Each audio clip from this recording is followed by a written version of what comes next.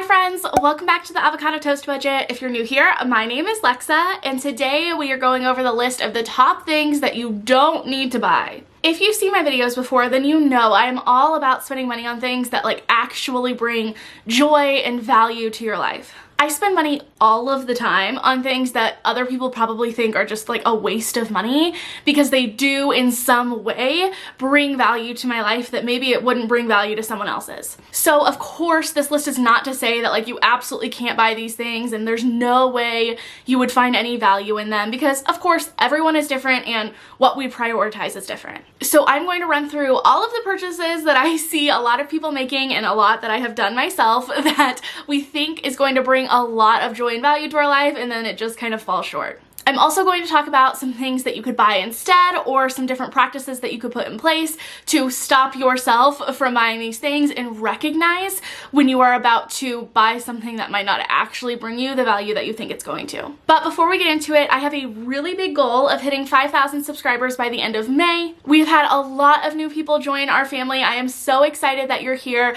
If you haven't yet subscribed, make sure that you hit that subscribe button down below if you want to learn more about saving, investing, paying off debt, and how to finally feel more confident with your money. We have got all of the non-judgmental money tips that you need here. So let's go ahead and get into it. The Peloton bike. When you have sat on a real and or stationary bike less than a handful of times within the last few years. Oftentimes we think that the newest workout equipment or videos or programs are going to be what finally get us to establish a workout routine. I have definitely fallen victim to this idea that you just need that one perfect thing and that is going to motivate you to actually start some sort of a movement regimen. And oftentimes that is just not how it plays out. Because chances are, if you haven't already established some sort of a healthy relationship with movement in a way that feels good to you and you enjoy doing so you keep coming back to it, that really expensive bike sitting in your living room is not going to motivate you to move. It's probably going to do the opposite and just make you feel really shameful and guilty for A, all of the money that you spend on it that you feel like you are now wasting because you don't use it, and B, all of the time that you're spending not working out because you got the thing, you spent so much money on it, but you don't use it. That can not only be a major impact financially when you could have spent that money on other things, but it could also be a really major impact on your health and your relationship with movement, because it might deter you from finding other ways to move your body that would bring you joy. If you truly think that a stationary bike could bring a lot of joy and value to your life, that is awesome. But instead of jumping into buying the $2,000 really expensive stationary bike, buy a cheap one off Facebook Marketplace, put it in your living room or wherever it is that you plan on setting up shop, and see if you actually stick to a routine of using it and you feel like you actually got your money worth. Because then, since you already bought it used, one of two things could happen. Either you realize you don't use it, that's not the kind of movement for you, and you go and resell it probably for around what you paid for it anyway, or you find that you really do enjoy that kind of movement, and whenever you are ready to kind of step up your game, then again you can go and resell it probably for the same thing that you bought it for, since it was already used when you bought it. And then you can buy the really expensive, nice piece of equipment knowing that you're going to get your money's worth. Because if you buy that Peloton bike, you never use it, I guarantee you, you are not going to get nearly the amount of money that you paid for it because you bought it new and now it's used. Number 2, prepackaged or otherwise just any food that goes along with a fad diet that you think you need to be on. Listen. Research doesn't lie. You may already know this if you've been around for the ATB for a while and you're on my other social medias like my Instagram and my TikTok, but I struggled with an eating disorder for over 12 years. And part of my recovery from that meant that I did a lot of research about the diet industry. And research does not lie. 95% of diets fail. 95%. And that is not because 95% of people just don't have the willpower to stick to a diet. There is a scientific and biological reason for that. Because restricting food in any way of any kind, whether you want to call it a diet or a lifestyle change, sends our body into famine mode. Our body thinks that we're starving it, which means eventually it's going to start holding on to more calories to make sure that it can sustain itself. and you are going to really start craving those other foods that maybe didn't seem like such a big deal in the first place. It's a reason why when you're not on a diet, you can eat one cookie and skip over the rest of them, but when you are on a diet or you're thinking about going on a diet, you feel like you need to eat the whole pack. That's not willpower, it's your brain doing what it needs to survive. And just in case you're thinking, wow, Alexa, I will be that 5% if I just get that very specific keto food that I need to stick to this. just know that of that 5% of people that the diets do work for, it's estimated that nearly all of them have either an eating disorder or a disordered relationship with food. It is not a coincidence that the diet industry is a $72 billion industry. It is meant to profit off of the lie that we are sold that this one specific diet is the answer to all of your health concerns. And it's the reason why every single diet has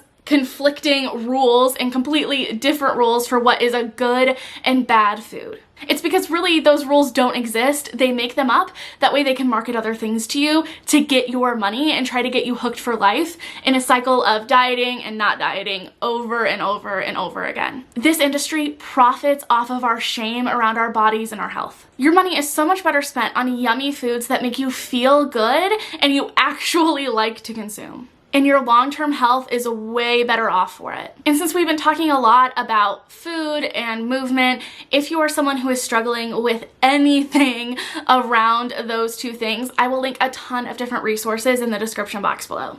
Number 3, more of that one item that you planned on getting only one of, but you're gonna get more because it's on sale. There is a reason that we see so many sales happen and why sales cycle through, and it's because it works on getting you to spend more money than you originally had planned. Our brains are programmed to believe that if we are spending $5 on one item, even if we only need that one item, it is a much better deal if we spend $15 and get 5 of that, because then the price per item is better, even if we didn't need those extra 4 items. You feel like you're getting an amazing deal, but truly you're getting fucked over. So before you go and buy a ton of that item just because it's on sale, ask yourself if it's something that you would reasonably buy more of and you know that you would use, even if you weren't getting that discount or that sale price. And if it's not something that you see yourself using multiple of in the future, then it's probably not worth spending that extra money on, even if you feel like you are not getting the best deal because you're not getting it on sale.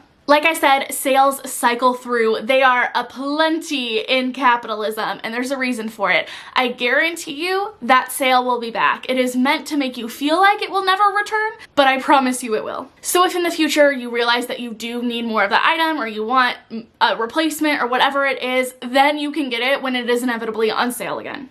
Number 4, expensive AF planners when you've never stuck to a physical planner system in your life. Okay, listen, this does not come from a place of like shame or guilt.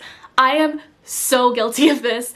I can just like look over here to the side of my room and know that I have multiple planners and journals that I spent good money on that I've maybe written in like once or twice, but honestly, most of them I have not even used. I finally came to the realization like 6 months ago that I was never someone who was going to stick to a physical planner system, and my Google Calendar works just fine and it's free, and honestly it works better for me because it's all digital, I use it more reliably, and I get reminders. But I do know that there are a lot of people who really do benefit from having that physical planner. My mom is one of them. She always has some sort of a notebook or journal or planner around, and it works really well for her. But the reason it works is because she consistently uses it. So chances are, if you don't already use some sort of a physical planner system, you are not going to start using one and implementing it in your life just because it's expensive and has that specific thing that you think is going to be awesome for you. Like some sort of a pre-filled bullet journal that has all of these habit and daily trackers that you've never once actually tracked, but for some reason,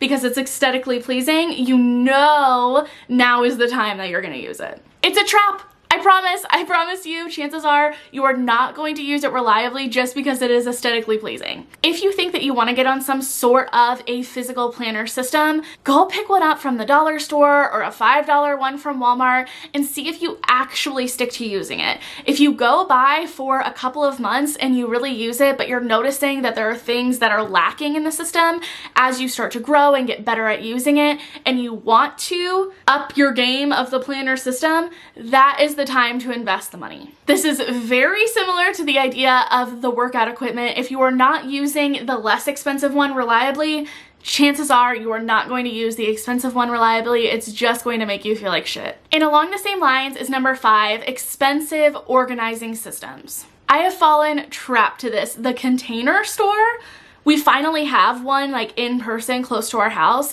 and I thought it was like the holy grail of all organizing systems. I was truly convinced that just spending a couple $100s there would finally make my life so organized, even though most of those organization systems didn't practically work for how my mind works. I thought that I would figure it out because it just looked so awesome and it was going to make me such an organized person. Spoiler alert, that did not happen. And honestly, some of the best organizing bins and systems I have found have been at the dollar store. That place is magical. If you have not yet discovered the magicness of the dollar store, I definitely recommend that you check out some videos. Do It on a Dime is one of the first people that I watched that really introduced me to how awesome the dollar store is and how many amazing different cleaning and organizing supplies that they have.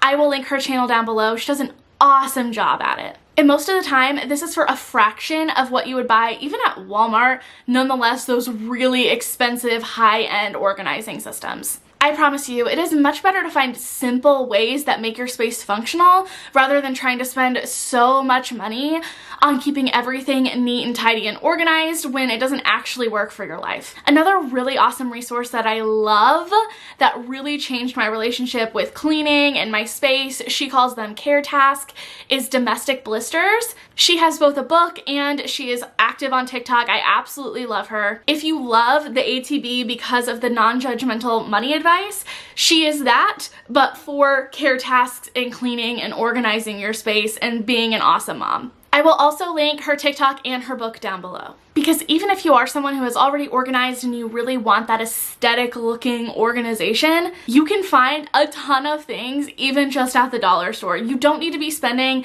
$5, $10, $20 on a bin. Number 6, very specific kitchen gadgets. We all know what I'm talking about. That deep fryer, Instapot, crock pot, air fryer, insanely expensive stand KitchenAid mixer. These things that if you're not already someone who cooks, you think is going to make you the world's best chef. And chances are, if you're not someone who is already cooking regularly and could get a lot of use out of those items, you're gonna use them like maybe once or twice, and otherwise they're just going to take up a ton of room either on your precious countertop where space is not aplenty, or shoved back in collecting dust in one of your cabinets. Typically, if there's something that out of the blue I think, oh, I really wish that I had this to make my life easier, and it's some sort of a obscure kitchen gadget, I just take note, whether that's in my brain or just like on my notes app, about the fact that I wanted that thing. And if I notice that I'm coming back over and over to that item, then I will consider adding it to my budget and actually buying it, because then I'm much more likely to actually get use out of it, because there have been multiple times that I wish that I had that item already. But more often than not, we buy these items thinking that they're the answer to our cooking prayers, and then inevitably they just kind of sit there and we've maybe used them once. Bonus tip, if you have friends who have that item, ask if you can borrow it. If it's something they don't use very often, maybe you can borrow it for a few weeks, see how often you actually use it, get a taste and a feel for it, and decide if it's something that is actually going to bring value to your life or not. And number 7, the fancy, super cool new toy, whether it's for children or pets. Let me preface this by saying I'm not a mom. I never plan on being a mom. However, I am the oldest of 5 siblings, all of which I am much older than, and I have worked most of my life with kids. So if you're a mom, take this with a grain of salt. However, I do feel like I have some sort of authority on this specific kid subject.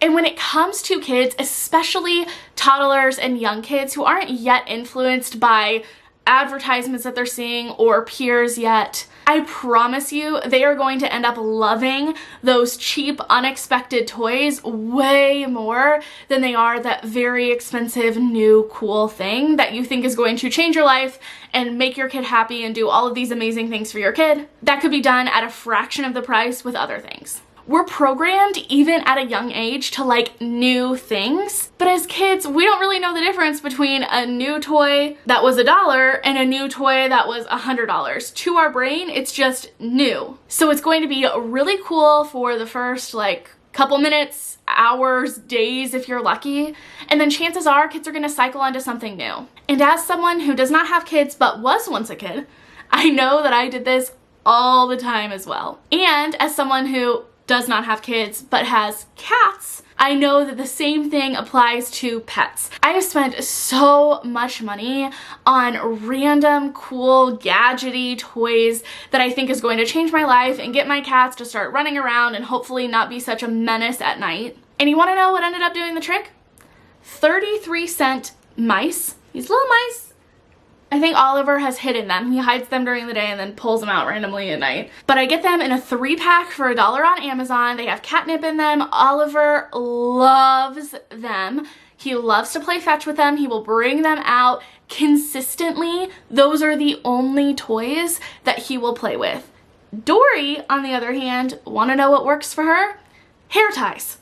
Hair ties that I can get like a pack of 30 at the dollar store for $1. She will only play fetch with hair ties. All of the other money that I spent on like weird automatic laser things and toys that move around themselves and all of these like frilly things, they do not give a shit about. A lot of times when it comes to young kids and pets, the simpler the better. So that is it for my video today about the top 7 things that you don't need to spend money on. Let me know in the comments down below if you actually find value from these things, if you have made the same mistakes I have in thinking that if you just bought that expensive item it would make a difference and then it didn't, or what unnecessary purchases you have made that were expensive and ended up not being worth the money. And if you enjoyed this video, please remember to give it a big thumbs up. It really helps out the YouTube algorithm, helps boost this video to the top. That way more people can find this content. And I will see you all next time.